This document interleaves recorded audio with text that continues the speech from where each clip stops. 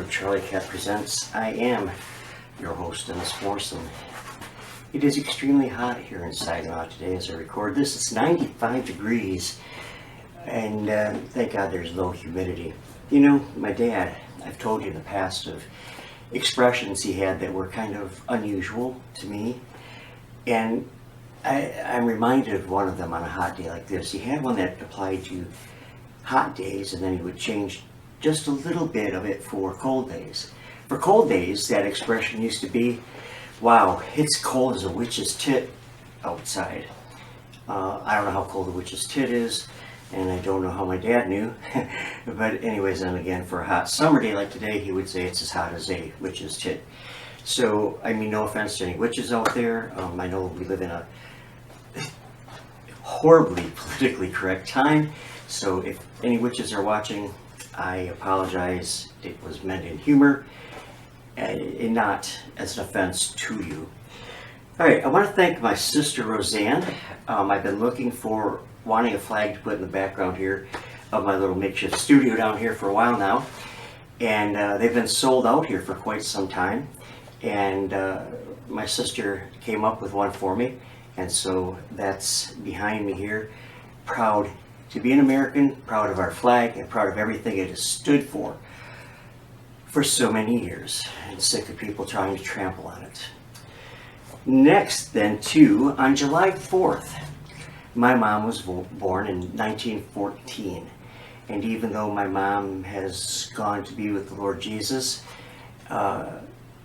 she would have been 106 years old on the 4th. So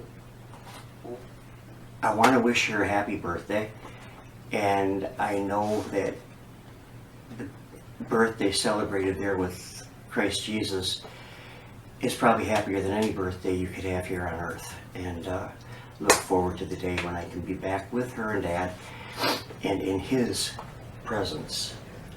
So, having said that, you know, the farm field that I show you artifacts from frequently, that Gil and I walk, it gives up to the artifacts many clues as to how the people in my area lived hundreds, thousands of years ago in some cases. But as you walk that field, you'll also find a wide variety of fossils. And so we also get to see what life may have been like in this area, according to science, millions of years ago. I don't really agree with science on that, but at any rate, that's what they say, and what you would probably be most familiar with what they say. The fossils reveal, in my estimation, life prior to and during the flood of Noah's time. I know some of you will disagree on the validity of the biblical account of that flood. I believe it's true. In some areas here where I go out looking, particularly for plant fossils, it looks like they were washed into an area by force, scattered and strewn about, and quickly covered with debris, and turned into fossil impressions of the plants that had lived here at that time. So I would love to hear your opinions on any of the fossils, and if you disagree with me, that's all right. I respect your right to do that, and you know, that's cool. So having said that, I'm going to start showing you some of the fossils in my collection that have been picked up on the field and other locations here close to me, including some in landscaping stone, and those, unfortunately, I cannot ascertain where they actually came from originally.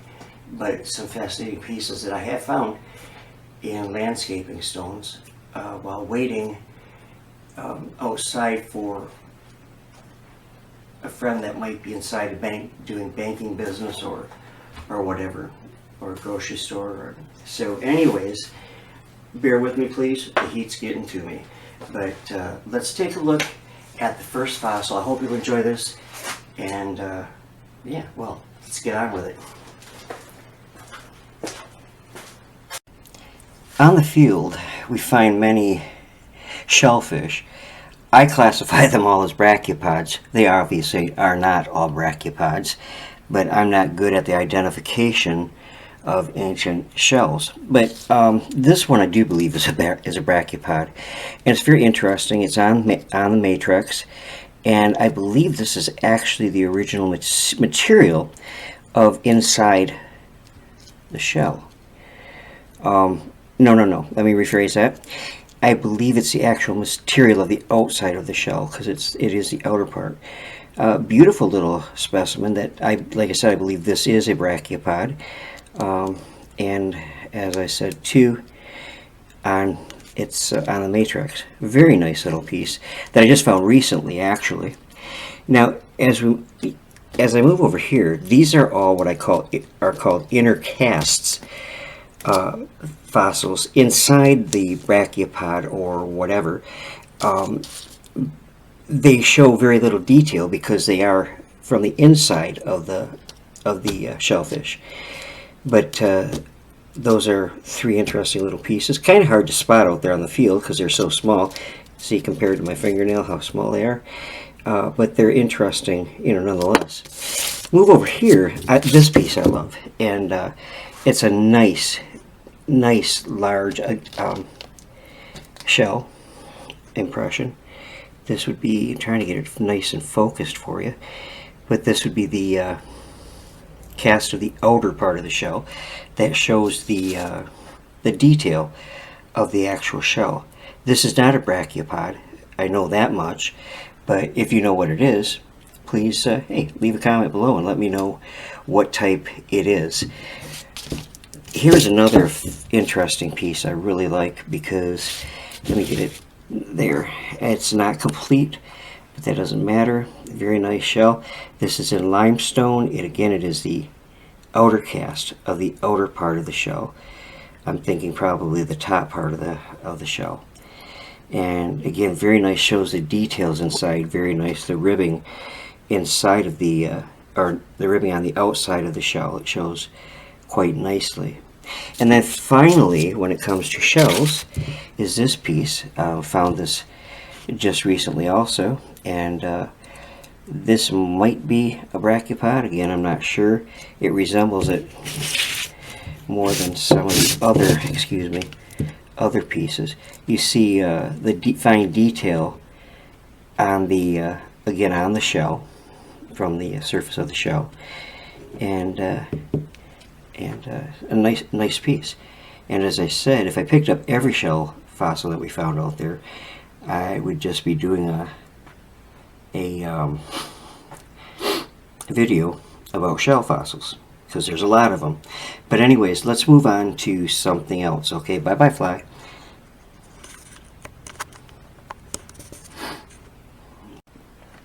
Now here is a brain coral. Fossil of a brain coral. I think you can tell why it's called a brain coral, all the little squigglies in it, and then the actual shape of the piece itself is somewhat brain-like, also human brain anyways. This, as you can tell, well, let me do this, by my hand, is a fairly large fossil. This came from Gil Albert's collection. I purchased it from him a number of years ago, and so I'm not sure the actual origin of it, if it was here in Michigan or not, but nonetheless a fine specimen. Now I'm going to turn it this way, and you get a totally different view as the squigglies, if you will, go upward. In the little coral polyps would have lived in these little individual holes here between the squiggly lines, but then as the coral built up, and you look inside of it, it has a whole different appearance, which is kind of cool, really. I'll flip it over this way, and again you see the same thing, except it's not been broken away, so you see exactly how it would have been on the coral reef. Brain corals are still alive today. They are beautiful colors in them. Absolutely extraordinary, and they are popular with marine aquarists because of the beauty of the colors and And so, fascinating piece, again from the Gil Collection. Now, here is another type of coral. This again is a fossil coral.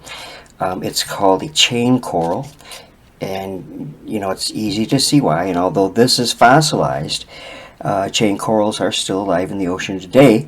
And like I said about the brain coral, they are very colorful, making them popular with the marine aquarists also. You see what looks like a little dot in each of these chains here? That is where the little polyp, the actual little coral animal, would have lived on this piece. And then they could retract down, so that a defensive mechanism or a resting mechanism, and then when they came back up and out, they would open up, and it was kind of like almost like tentacles, if you will, but much thinner, and they had stinging cells on them, and they wave those little tentacles about in the water, and they catch small, sometimes almost microscopic animals in the sea, sting them, and then enfold them with their tentacles, much in the same way as an anemone would do, and they fold back up and then digest that. This particular piece again came from the collection of Gil Albert, and I'm not sure if this came from Michigan or not, but a fascinating piece. Now, this piece of coral came from Alpena, Michigan, and I collected it myself with one of the last times my son / nephew Dennis was with me. If you'll notice on here, there are little bumps, just like a little bit bigger bumps than I showed you in the chain coral, and this is where the individual polyps would have lived. This piece, this type of coral, I don't know the scientific name of it, but it is often referred to as the Wreath building coral, because it was the very common type that was actually instrumental in building the foundation for a coral reef.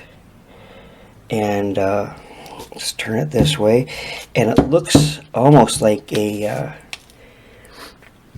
well, it's got not coral, excuse me, but quartz crystal formations, as you can see inside of it. Just a truly fascinating piece, to be sure. And once more, that's from Alpena, Michigan, and I collected that specimen myself. Here we have two pieces that are more common coral fossil to find, but they are nonetheless quite interesting, even though they are common. You can see the individual chambers in this, where the polyps built up the hard calcium, if you will, shell or structure. You can't really quite see it in this light, but this has thousands and thousands of really tiny quartz crystals in it, and it sparkles brilliantly in the sunlight. And this is the same kind of coral, a little bit different color to it, but like the other one, it just sparkles beautifully in the sunlight. These were both collected by me at Negaugan State Park, on the beach at Negaugan State Park, which is in one area there is just absolutely nothing but stone. And this was collected probably about 20 years ago now. I wouldn't recommend going in there and collecting now without permission of the DNR, who I believe oversees the park for the state of Michigan. Now, this fossil intrigues me, and I don't understand it. I found this on a railroad track not far from my house. So again, it was stone that was brought in for ballast, and so I'm not sure exactly where it came from. But if you look in the middle here, it looks like almost a little stream, excuse me, of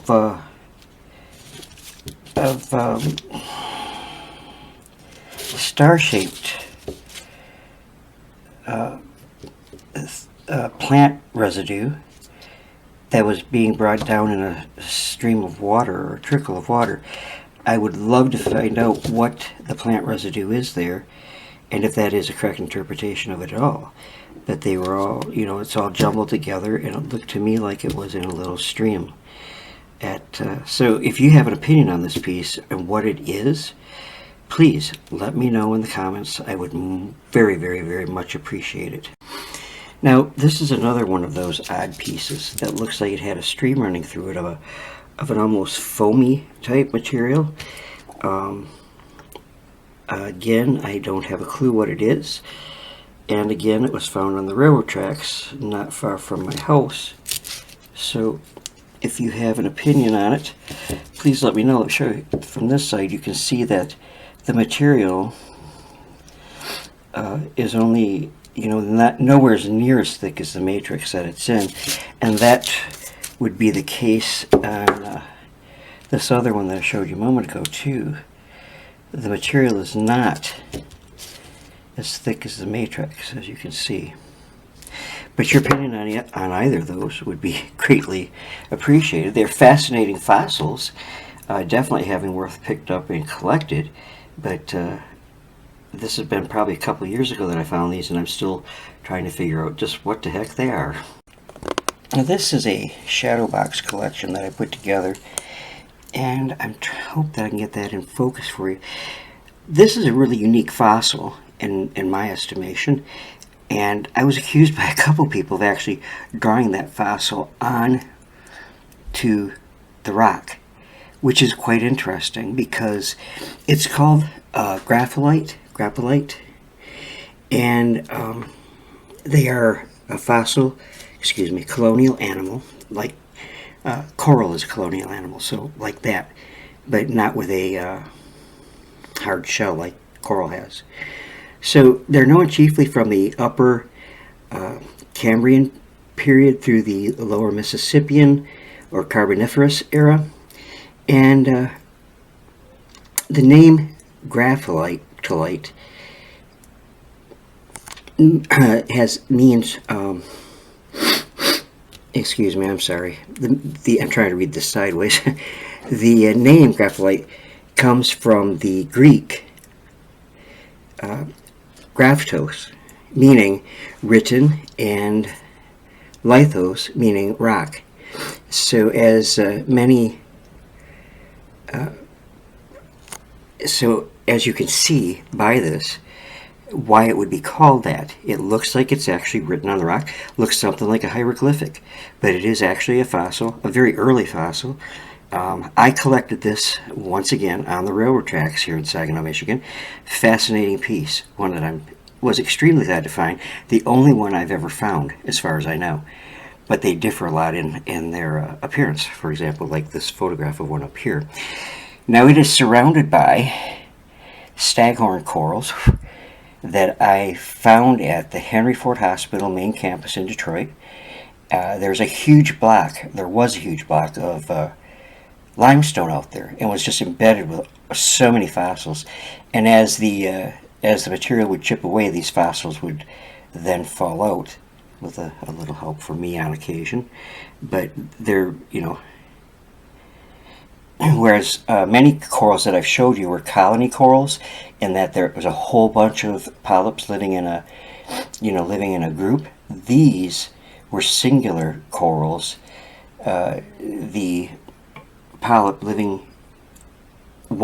living in each of these, what they call staghorns. So anyways, that's the graphite. That was the main thrust of this particular shadow book box that I created. Now, this small piece from the farm field is interesting in that it, hope I can get that a little more focused for you, and that it's a thin layer impression on top of this hard matrix. And what it actually is, if you've ever gone to a pond or even a large puddle in the spring and summertime when it's been very hot, you'll notice a mat of green algae growing on the bottom, and you'll oftentimes see little air bubbles in it, and that's what this represents. This was a part of a mat of that green algae, and it's I'm not exactly certain of the period on this. I'm sure scientists say it's millions of years old, at least. But it still grows today, virtually unchanged. Now, each of these is a stromatolite. And a stromatolite is, again, fossil algae. These were found again on the railroad tracks here in Saginaw. They are actually fossilized layers of algae. You can see the layering particularly in this one, right in here, this one over in here, same here, this one probably a little more well defined than the other ones. And while we're on fossilized algae, let's take a look at this one. It is a calciferous algae, meaning that it had calcium in it.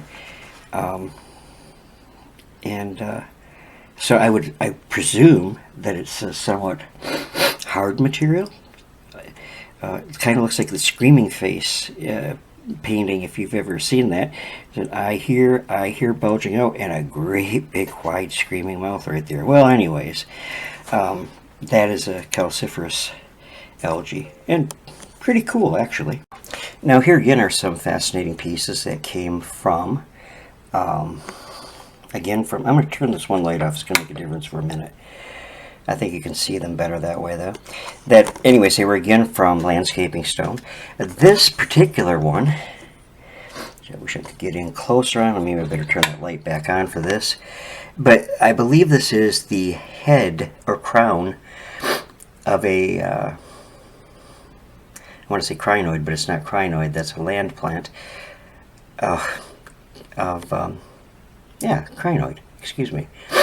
It is a crinoid. Crinoid was an ocean-growing plant, and still is. They still grow in the oceans today. They're called sea lilies because the head resembles a lily flower, and then it has a long stem that goes down to the bottom and has a holdfast on the bottom that holds it to the sea floor. Now, this top piece, I don't know if you can tell by this image, but they are black, not gray. I found these at the Huntington Bank on Gratiot Road in Saginaw here, and it was one piece, and I wanted to separate them without breaking them so that I could get the inner and outer cast.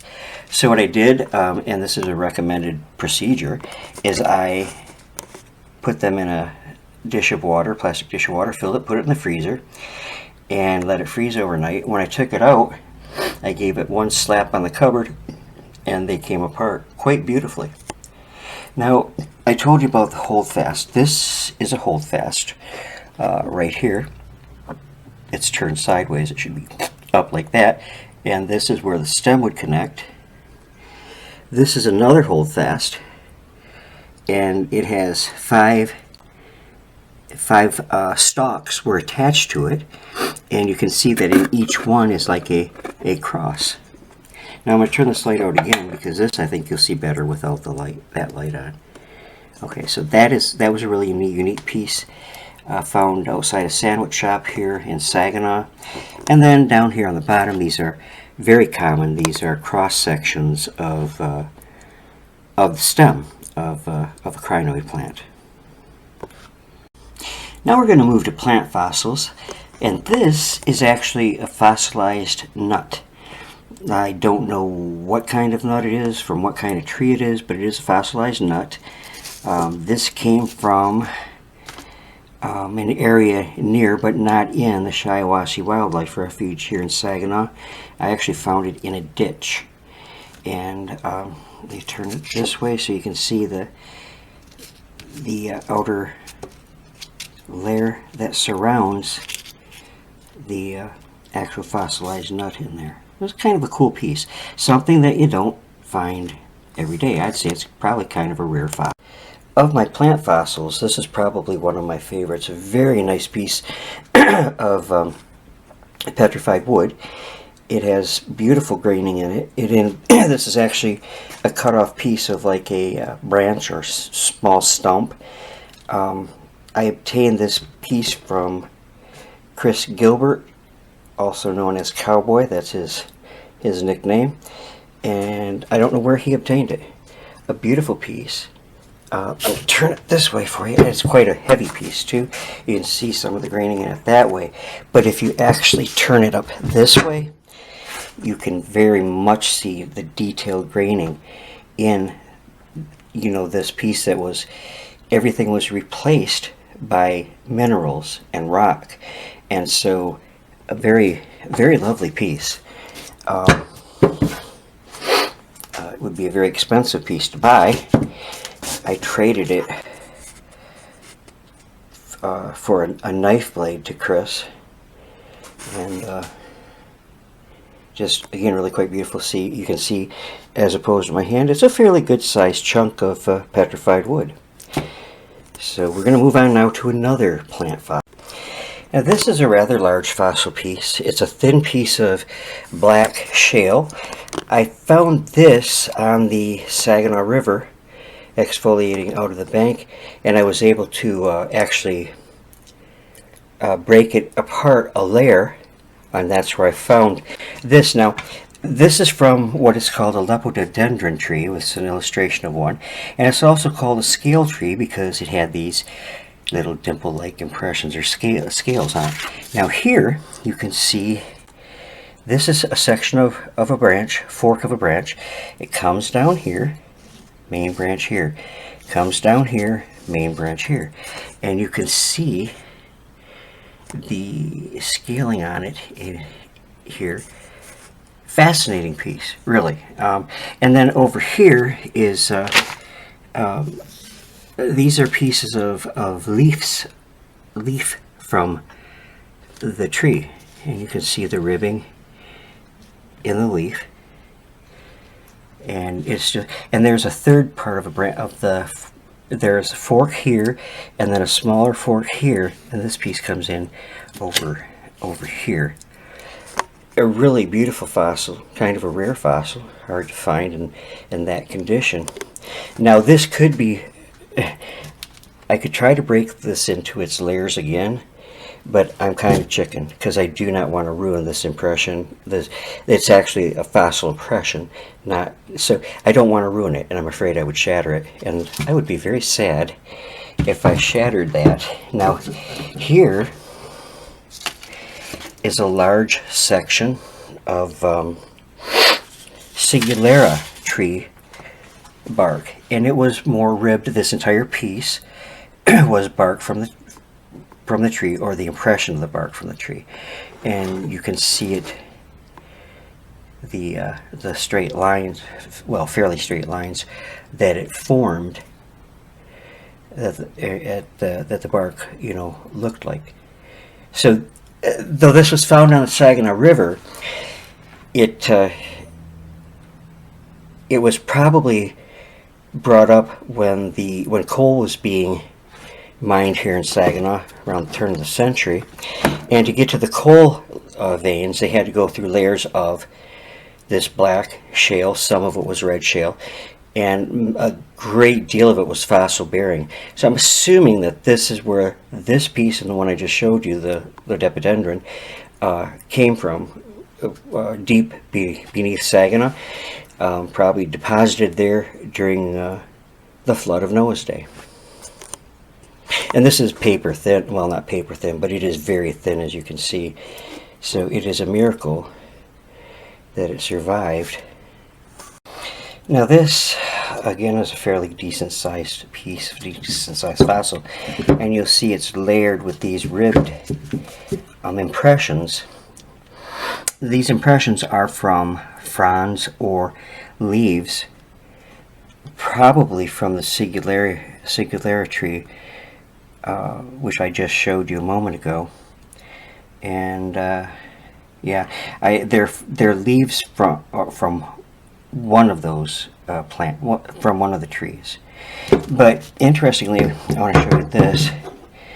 This is from a calamite plant, and you'll see the impression here. It's a rib design, and you'll see, depending on how I turn this, that it has like a few little dents in it. Now, what a calamite was is an ancient variety of the horsetail plant that we find in our swampy areas today.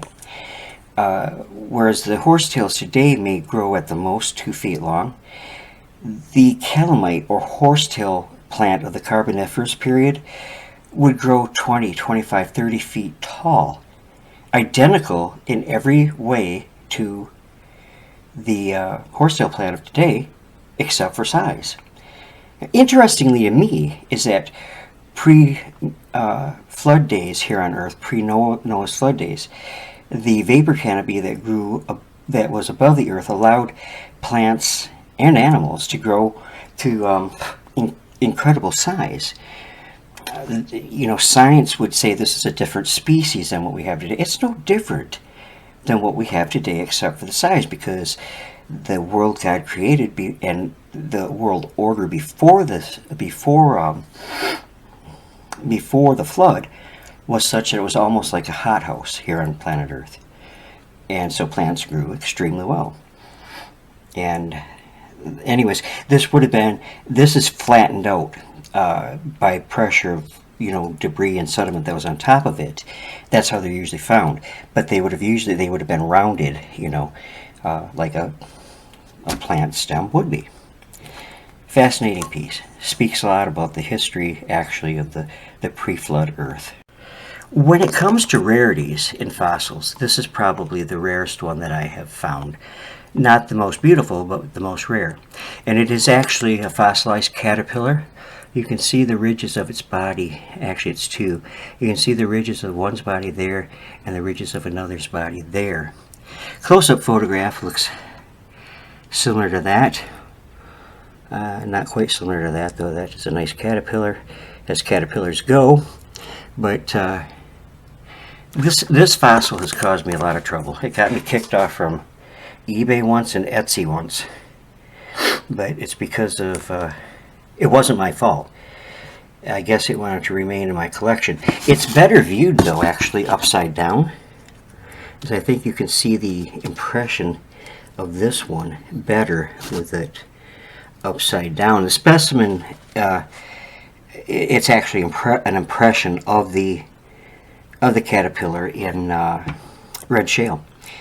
And this is from Saginaw. I collected this specimen myself. And this was, as I said with some of the plant fossils, this shale was probably brought to the surface during the coal mining operations in the early 1900s, early 1900s. So not a whole lot to look at, but it is a rare fossil, and it was an awesome find. Now, I showed you some fronds from the tree leaf of the Sigillera tree earlier, and I also showed you part of the calamite. Those were both in black shale. These are in red shale. I'm going to turn off the light for a minute, see if you can see the color better. There's a little bit of a shadow on that. Anyways, I guess I better turn the light back on for you. On the left, you'll see a section of a leaf. There you can see the ribbing in the leaf. Over here, this is part of a calamite plant. And again, it's ribbed, but deeper, more coarse than, say, would be of a leaf. And also telling on this is one of the scars on the plant. Those scars were caused by branching that came out and broke off as the plant grew. Remember, the calamites grew up to what was it? Up to 50 feet, actually, tall. So, anyways, that's what they would look like in red shale. These were both from Saginaw, Michigan. I don't know if I said that or not. And these both were collected by me. And then here's another small section of calamite. This is blackish gray shale. Has kind of a waxy feel to it, and has red staining in it. Now, I'm not sure what the red staining is over here, but over on this side, let me see if I can get a little bit closer. This little piece here is part of a seed, whether it's clumsy Dennis, whether it's From what kind of plant, I don't know. I don't think it's from the calamite, because I don't know if they reproduced by seed or a spore or what.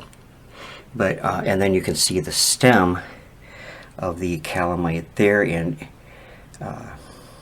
calamites, and as horseshoe plants today, grow. They look like little miniature. Today they look like miniature bamboo stalks, because they're jointed, they're segmented. Their stem is, and you can see one of the segments right here in this fossil impression.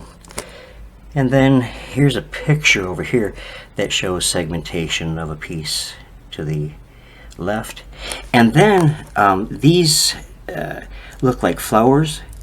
And this is not in my collection, but I did have one once. I don't know what happened to it. But these are the little leaves that would form around the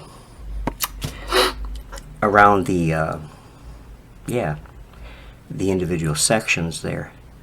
And when you find the impression of them, they look like little flowers. I've learned a lot since I found mine. That was about 12, 13 years ago, 14. And I thought they were flowers at first, but they do very much resemble flowers. I think you probably would agree. Come meowing down to say hi. Hey Charlie, what you got? Can you say hi to everybody on YouTube? Yeah, well, thank you. I know you've been taking it easy all day because it's been really hot. Haven't you, sweetie? Yeah. Anyways, that's CEO of Charlie Cat Productions and Charlie Cat Presents. And he occasionally comes down to see how things are going with the new videos.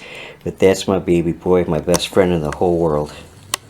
And that's for sure. And I call him my forever friend, because I've asked in prayer. You know, the Bible says that anything you ask in faith will be given to you. And I think there's certain restrictions on that. I think God expects us to ask for things that are not against His will. But I call Charlie my forever friend because I've asked in prayer that when I go to heaven, and ultimately when Charlie does, that we would be able to be together. And if I go in the rapture, I've asked that Charlie come with me. And I believe he will. He's my best friend. And I love that little guy with all my heart. Right, Charlie? Right, BB boy? I love you. You're the best. The best. Okay, Grandpa got to finish this up. Okay, sweetie? Right, baby. Oh, come here, sweetie. Here, that's my boy. I got you. It's okay. I got you. It's okay. So that's it for tonight. And hope you've enjoyed looking at some of the fossils and seeing Mr. Charlie Cat. Stay safe, everybody. Love you all. Thanks for joining me. Thank you for supporting me through your comments, and many of them uplifting. And I appreciate you all so very much. So, God bless. See you next week, God willing. Say bye-bye, Charlie. Bye-bye. There we go, baby.